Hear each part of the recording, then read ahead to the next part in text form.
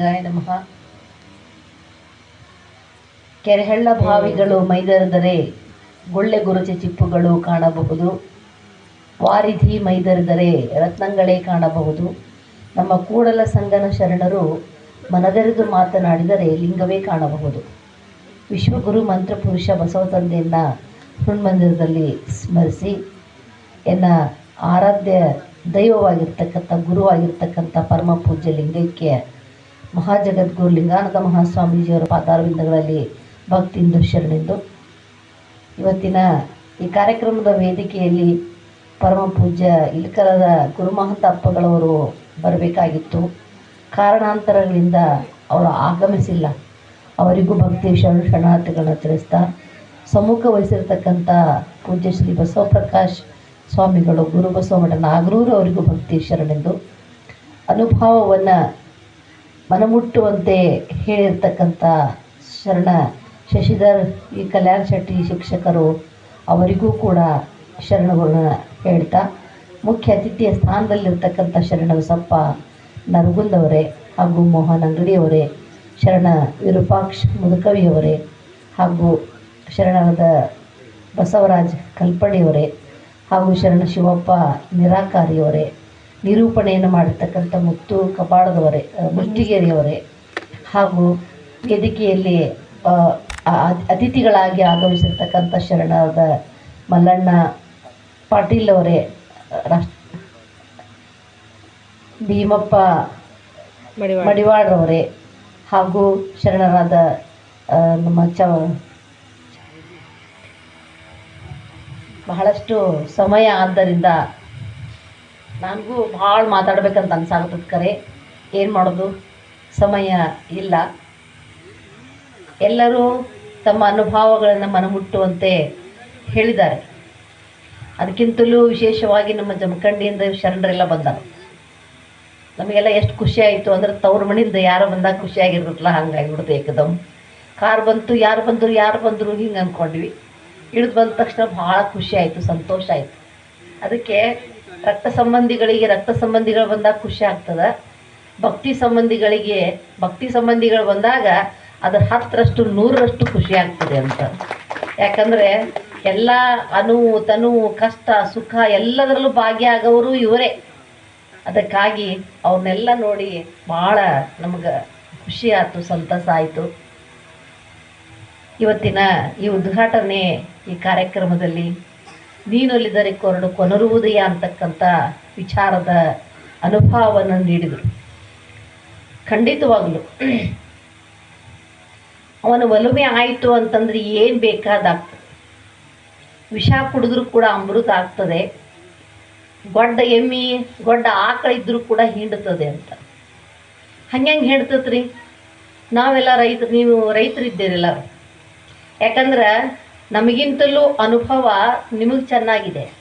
ಹಿಂಡುದ್ರಲ್ಲಾಯಿತು, ಸಗಣಿ ಬೆಳೆಯೋದ್ರಲ್ಲಾಯಿತು, ಉತ್ತುದ್ರಲ್ಲಾಯಿತು, ಬಿತ್ತೋದ್ರಲ್ಲಾಯಿತು, ಗೊಬ್ಬರ ಹಾಕೋದ್ರಲ್ಲಾಯಿತು, ಕಸ ಕೀಳೋದ್ರಲ್ಲಾಯಿತು. ನೀವು ಹೇಳೋದಟ್ಟ ಕೇಳೋದು ನಾವು. ಇದೆಲ್ಲ ಯಾವುದರ ನಮಗೆ ಬರೋಂಗಿಲ್ಲ.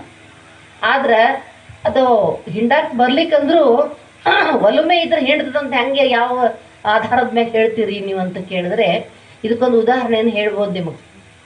ಇಲ್ಕಲದಲ್ಲಿ ದೊಡ್ಡಪ್ಪರು ಲಿಂಗೈಕ್ಯ ಆದರು.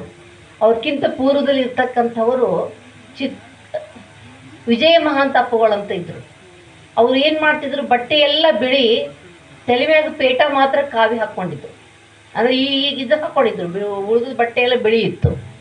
ಯಾರೋ ಕೇಳಿದ್ರಂತೆ, ಅಪ್ಪಗಳ ತಲೆ ಮ್ಯಾಗ ಅಷ್ಟೇ ಕಾವಿ ಹಾಕ್ಕೊಂಡಿರಿ, ಬಟ್ಟೆ ಎಲ್ಲ ಯಾಕೆ ಕಾವಿ ಹಾಕ್ಕೋಬಾರ್ದು ನೀವು ಅಂತ. ಅದಕ್ಕೆ ಅವ್ರು ಅಂದ್ರಂತ, ಇದನ್ನು ಹೊರಕ್ಕೆ ನನಗೆ ಆಗವಲ್ತು, ಇನ್ನು ಬಟ್ಟೆ ಯಾವಾಗ ಹೊರಲಿ ನಾನು ಅಂದ್ರಂತವ್ರು. ಅದಕ್ಕೆ ನಾನು ಬಿಳಿ ಬಟ್ಟೆ ಹಾಕ್ಕೊಂಡೀನಿ, ಕಾವಿ ಪೇಟ ಹಾಕ್ಕೊಂಡೀನಿ ಅಂತ.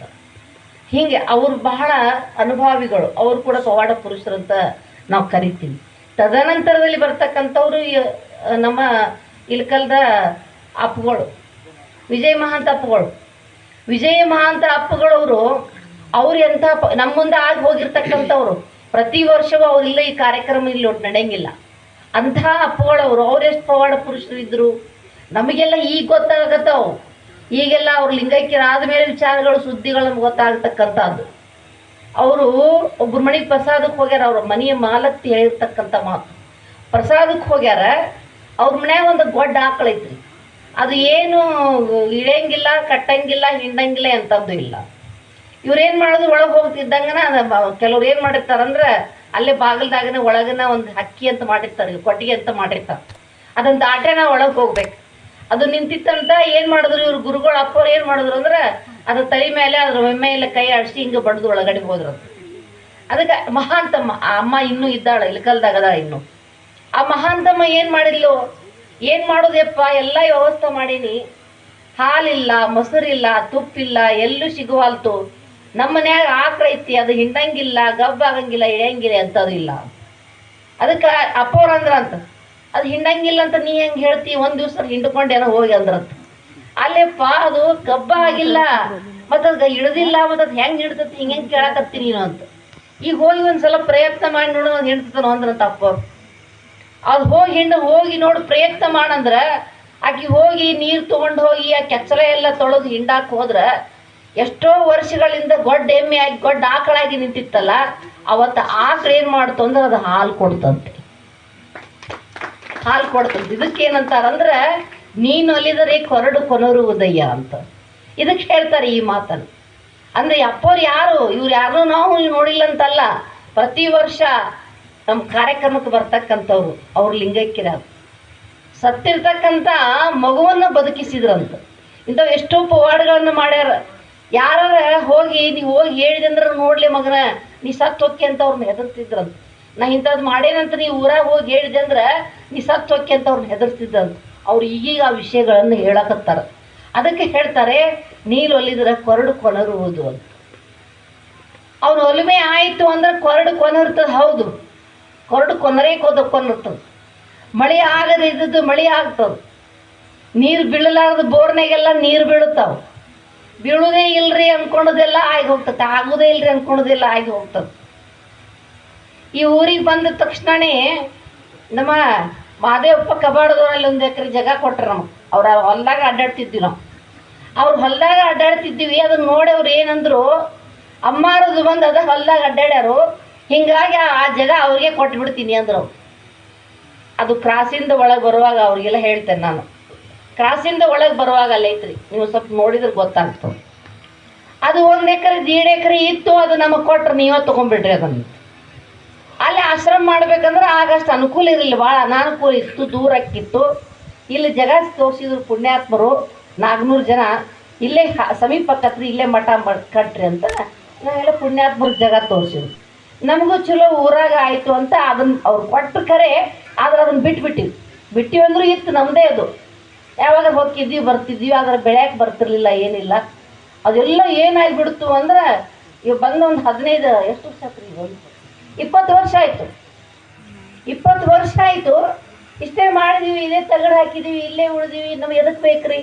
ಅದಕ್ಕೆ ಆಸ್ತಿಯಿಂದ ಹೋಗೋದಿಲ್ಲ, ಹೋಗಂಗಿಲ್ಲ ನೀವು ಅಂತ ನಮ್ಮ ಶರಣರು ಹೇಳಿದ್ರು, ರವಿ ಎಡಹಳ್ಳಿ ಅವರು. ಯಾಕಂದ್ರೆ ಅವ್ರು ಮೊದಲಿಂದ ನಮ್ಮನ್ನೆಲ್ಲ ನೋಡಿದವ್ರದ. ನಾ ಹೇಳೋದು, ಇರಾಕ ನೆರಳೈತಿ, ಉಣ್ಣಾಕ ಪ್ರಸಾದ ಐತಿ, 3 ಹೊತ್ತ ಮೈ ತುಂಬ ಬಟ್ಟೆ ಅದಾವು, ಇನ್ನೇನು ಬೇಕ್ರಿ? ಆರೋಗ್ಯ ಭಾಗ್ಯ ಕೊಡಂತ ಕೇಳ್ತೀವಿ ಬಸವಣ್ಣವ್ರಿಗೆ ಅಂತ. ಆಯುಷ್ನು ಕೇಳಕ್ಕೆ ಹೋಗಲ್ರಿ ನಾ, ಆರೋಗ್ಯ ಕೊಡಂತೇನೆ. ಮತ್ತು ಆರೋಗ್ಯ ಇಲ್ಲದೆ ಇರ್ತಕ್ಕಂಥ ಆಯುಷ್ ತೊಗೊಂಡೇನ್ರಿ ಹೊಡೋದು?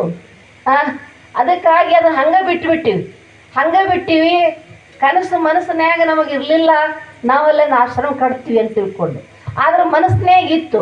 ಏನಿತ್ತು ಮನಸ್ಸಿನ್ಯಾಗ ಅಂದ್ರೆ, ಒಂದು ಆಶ್ರಮ ಮಾಡಬೇಕು, ಊರಿಂದ ಸ್ವಲ್ಪ ದೂರದಾಗ ಇರಬೇಕು, ಒಂದು ಆಶ್ರಮ ಮಾಡಬೇಕು, ಮಕ್ಕಳನ್ನ ಸಾಕಬೇಕು, ಸಾಧಕಿಯರನ್ನ ಬರಬೇಕು, ಧರ್ಮ ಪ್ರಚಾರ ಸಂಸ್ಥೆ ಆಗಬೇಕು.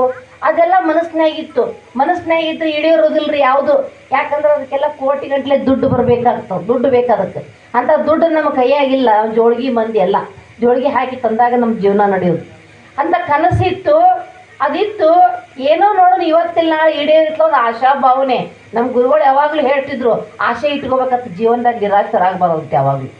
ಹಂಗೆ ಆಶಾ ಭಾವನೆ ಇತ್ತು, ಇಂಥಲ್ಲಿ ಇರಬೇಕು, ಪ್ರಾಣಿ ಪಕ್ಷಿಗಳಿರಬೇಕು, ಗಿಡ ಮರಗಳಿರಬೇಕು, ಅಂತಲ್ಲಿ ಇರಬೇಕಂತ. ಯಾಕಂತಂದ್ರೆ ನಾನು ಸ್ವಲ್ಪ ಅಧ್ಯಾತ್ಮ ಜೀವಿ ಆಗಿರೋದ್ರಿಂದ ಅಂಥ ಸ್ಥಳವನ್ನು ನಾನು ಇಷ್ಟಪಡ್ತೀನಿ. ಅದಕ್ಕೆ ಒಂದು ದಿವಸ ನಮಗೊಂದು ಸುದ್ದಿ ಬಂತು. ಏನು ಸುದ್ದಿ ಬಂತು ಅಂದರೆ, ನಿಮ್ಮ ಮಠಕ್ಕೆ, ನಿಮ್ಮ ಸಂಸ್ಥೆಗೆ 1 ಕೋಟಿ ರೂಪಾಯಿ ಸರ್ಕಾರದಿಂದ ಶಾಂಕ್ಷನ್ ಆಗೈತಿ ಅಂತ ಸುದ್ದಿ ಬಂತು. ಕಾರ್ಯಕ್ರಮ ಮುಗಿದು ಮಾರು ದಿವಸನೇ, 3 ವರ್ಷದ ಹಿಂದೆ ಕಾರ್ಯಕ್ರಮ ಮುಗಿದು ಮಾರನೇ ದಿವಸ, ಎಷ್ಟು 2 ವರ್ಷ 3 ವರ್ಷ 3 ವರ್ಷದ ಹಿಂದಗಡೆ ಫೋನ್ ಬಂತು. ಯಾರು ಫೋನ್ ಮಾಡಿದರು ಅಂತಂದರೆ, ನಾನು ಬಾಗಲಕೋಟೆಗೆ ಪ್ರವಚನಕ್ಕೆ ಹೋಗಿದ್ದೆ, ಬೋವಿ ಅಪ್ಪವ್ರಿದ ಅಲ್ಲಿ ಆ ಮಠಕ್ಕೆ ಪ್ರವಚನಕ್ಕೆ ಶ್ರಾವಣಕ್ಕೆ ಹೋದಾಗ ಅವ್ರು ಕೇಳಿದ್ರು, ಏನ್ವಾ ನಿನ್ನ ಪರಿಸ್ಥಿತಿ ಹೆಂಗೈತ್ವಾ ಎಲ್ಲ ಕೇಳಿದ್ರು. ನಾ ಹೇಳಿದೆ ನನ್ನ ಪರಿಸ್ಥಿತಿ ಹೆಂಗೈತಂದ್ರೆ ನಾನು ತಗಡ್ನಾಗದೇನ್ರಿ ಅಪ್ಪ, ನನಗೆ ಬಟ್ಟಿಗೆ ಬರೋಬ್ಬರಿ ಐತಿ, ಖುಷಿ ಐತೆ ನಿನಗಂದ್ರು. ಭಾಳ ಖುಷಿ ಆಗೋದಲ್ರಿ, ಸಂತೋಷವಾಗೋದಲ್ರಿ ಅಂದೆ.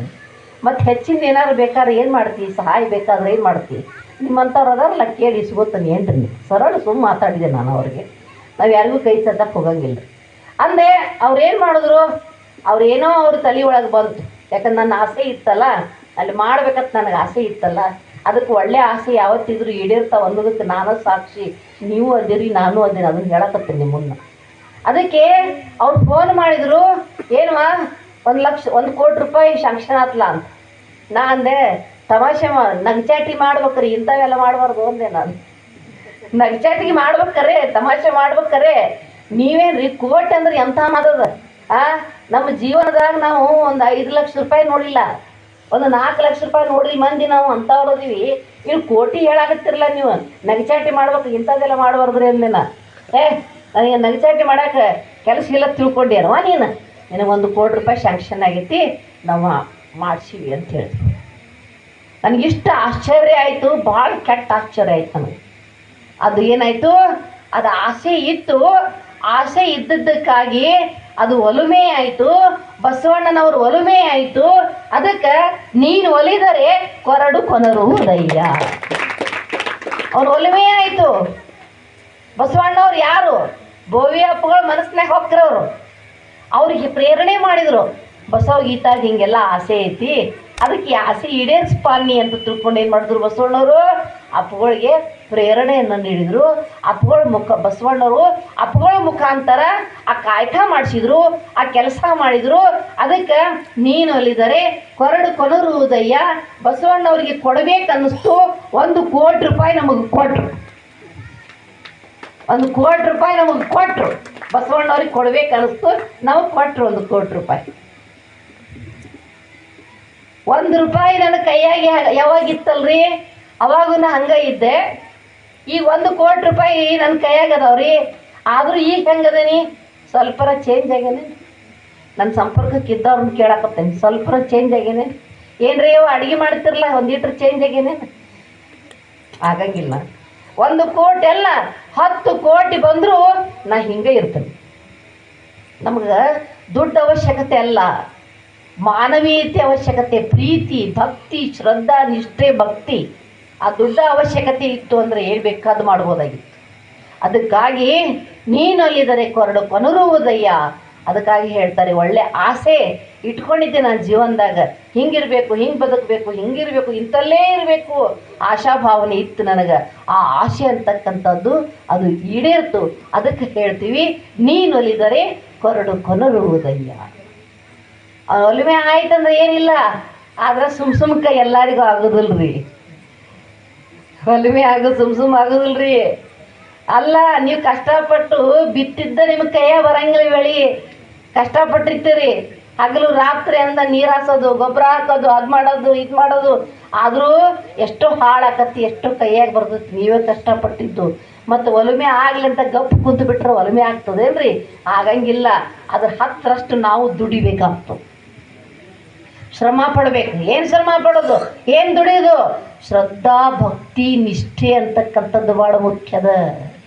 ಹೌದಪ್ಪನ ಚೌಡ್ಯಾಗ ಹೌದಪ್ಪ, ಅಲ್ಲಪ್ಪನ ಚೌಡ್ಯಾಗ ಅಲ್ಲಪ್ಪ ಅಂದ್ಬಿಟ್ರೆ ನಮಗೇನೂ ಆಗಂಗಿಲ್ಲ ರೀ. ನಮಗೇನಿರಬೇಕು? ಶ್ರದ್ಧೆ ಇರಬೇಕು, ಭಕ್ತಿ ಇರಬೇಕು. ನಾವು ಬಸವ ಭಕ್ತಿ, ನಾವು ಬಸವ ತತ್ವದವರು ಇದ್ರೂ ಬಸವ ತತ್ವದಾಗ ಇರ್ತೀವಿ, ಸತ್ರು ಬಸವ ತತ್ವಕ್ಕಾಗೆ ಸಾಯ್ತೀವಿ. 2 ಮಾತೇ ಇಲ್ಲ. ಬಸವ ತತ್ವ ಅಲ್ಲದವ್ರು ಮೊನ್ನೆ ಒಬ್ರು ಕಾರ್ಯಕ್ರಮಕ್ಕೆ ಕರೆದ್ರು, ದೊಡ್ಡ ಕಾರ್ಯಕ್ರಮ ಕರೆದ್ರು, ಹೇಳ್ತಿದ್ದವರು ಬಸ್ ತತ್ವ, ಆದ್ರೆ ಹೋಗಿದ್ರು ಬೇರೆ ಕಡೆ. ಆದ್ರೆ ನಮ್ಮನ್ನು ಕರೆದ್ರು, ನೀವು ಬರ್ರಿ ಅಂತ. ಏನಿಲ್ಲಂದ್ರು ಕಮ್ಮಿ ಅಲ್ಲಿ ಹೋಗಿ ನಾವು 1 ದಿವಸ ಕಾರ್ಯಕ್ರಮ ಮಾಡಿ ಬಂದಿದ್ನಿ ಅಂದ್ರೆ ನನಗೆ 50,000 ರೂಪಾಯಿ ಕೊಡ್ತಿದ್ರು. 50,000 ರೂಪಾಯಿ. ಅದಕ್ಕೆ ನಾ ಹೇಳಿದೆ, ನೀವು ತತ್ವ ಹೇಳಾಕತ್ತೀರಿ, ತತ್ವ ಹೇಳಿ ಇನ್ನೊಂದು ಕಡೆ ಹೊಂಟೀರಿ ಅಂದ್ರೆ ನಾನು ನಿಮ್ಮ ಕಾರ್ಯಕ್ರಮಕ್ಕೆ ಬರುವುದಿಲ್ಲ ತಿಳ್ಕೊಂಡ ಆ ಕಾರ್ಯಕ್ರಮ ಕ್ಯಾನ್ಸಲ್ ಮಾಡಿದ್ನ ಅದಕ್ಕಾಗಿ ಯಾಕೆ ಎದ್ದು ಹೊಂಟ್ರಿ? ಪ್ರಸಾದ್ ತಯಾರಿದಲ್ಲಿ ಹೋಗ್ಬೇಡ್ರಿ ಹಂಗೆ ಬೇರೆ ಹುಡುಗರ ಡ್ಯಾನ್ಸ್ ಮಾಡ್ಕೊತ ಹೊಂಟ್ರಿ. ಇವತ್ತು ಹೋದ್ರೆ ನಾಳೆ ಡ್ಯಾನ್ಸ್